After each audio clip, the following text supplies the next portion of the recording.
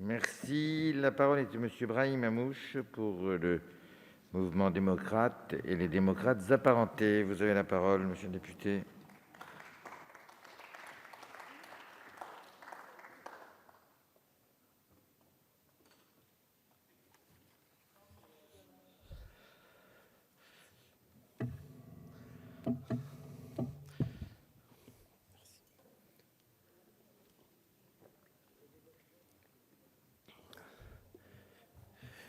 Monsieur le Président, Madame la Ministre, Madame la Présidente, Monsieur le rapporteur général, chers collègues, nous l'avons dit mardi, nous aurions dû éviter d'examiner ce texte en lecture définitive ce vendredi après une longue nuit sur le projet de loi sur la gestion de la crise sanitaire. Et nous regrettons une nouvelle fois l'étonnante attitude de nos collègues sénateurs qui, bien qu'ils aient voté avec nous les 4 projets de loi de finances rectificatives, ont décidé, contre toute logique, de rejeter ce projet de loi de règlement. Vous viendrait-il à l'esprit, chers collègues, pétris de votre expérience en collectivité, de rejeter le compte administratif de votre commune ? C'est ainsi un drôle d'exercice auquel nous sommes astreints en délibérant à nouveau sur un texte que nous avons examiné pas plus tard que mardi après-midi, et je vais tâcher d'apporter quelques éléments nouveaux. Malgré les inquiétudes actuelles qui nous conduisent parfois à avoir l'impression de revivre l'an passé, 2020 est bel et bien terminé.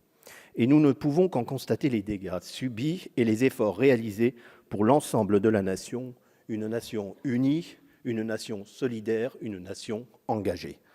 C'est à dessein que je ne dirai que quelques mots sur la remarquable action de l'État au cours de la crise, qui, tout en essayant de préserver du mieux possible la santé de nos concitoyens contre un virus dont nous ignorons tout au moment où nous votions la loi de finances initiale pour 2020, a su atténuer le choc pour nos entreprises et, partant, nos emplois.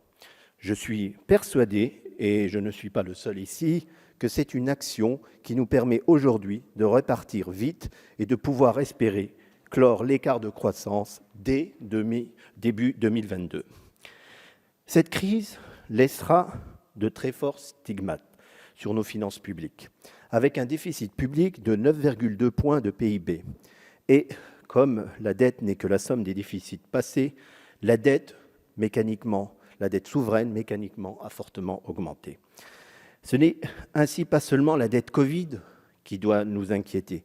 Nous sommes assis sur une montagne de dettes. Et si je sais que certains ici pratiquent avec assiduité l'alpinisme, je ne peux imaginer qu'un seul d'entre nous ne puisse se réjouir des sommets que nous atteignons en matière de dette publique.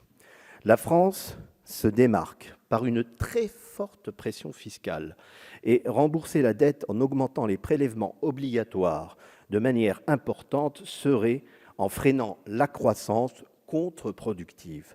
L'expérience de 2010-2014 nous montre au contraire qu'une politique de maîtrise des finances publiques efficace est une politique qui agit sur la dépense et non sur les recettes.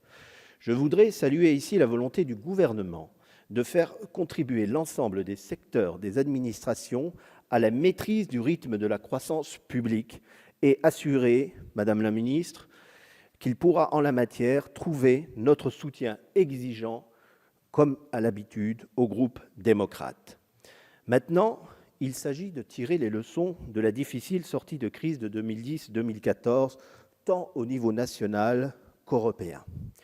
Je crois pouvoir dire qu'au plan européen, grâce à l'action du président de la République, nous sommes bien engagés, contrairement à 2009, avec les conséquences funestes que nous connaissons désormais. Les Européens ont décidé de répondre ensemble à cette crise et d'accompagner en commun ceux d'entre nous qui ont à souffrir le plus durement de ces conséquences. Il fallait à tout prix éviter qu'à la crise sanitaire, avec ses divergences économiques, qu'elle contribue à creuser entre le nord et le sud de l'Union économique et monétaire, succède une nouvelle crise improprement qualifiée, dite des dettes souveraines. Il me semble que les 750 milliards d'euros annoncés, avec des modalités d'intervention tout à fait révolutionnaires, au premier rang desquelles un endettement commun, suffiront. Cette facilité d'endettement commun appelle deux sortes de réflexions de ma part. Tout d'abord, elle nous contraint à continuer la réflexion en matière de nouvelles ressources propres pour l'Union européenne. Les avancées récentes en matière de cadre international de l'impôt sur les sociétés nous laissent espérer des avancées en la matière au niveau européen et nous y serons attentifs. De plus, je voudrais ici souligner que le plan de relance, doté en France de 100 milliards d'euros, dont 40 milliards d'euros européens, est un outil déterminant, réparti quasi également en 3 C, compétitivité, cohésion et climat. Le plan de relance est un moyen de continuer à transformer la France par la promotion d'une relance que nous souhaitons et pérenne et durable et inclusive. Pour terminer, beaucoup reste à faire, notamment s'agissant des inégalités dès la naissance, de l'efficacité des politiques publiques ou encore de la compétitivité de l'économie française. Ces sujets occuperont nos prochains mois. Nous y sommes prêts. Je vous remercie. Monsieur Lecoq.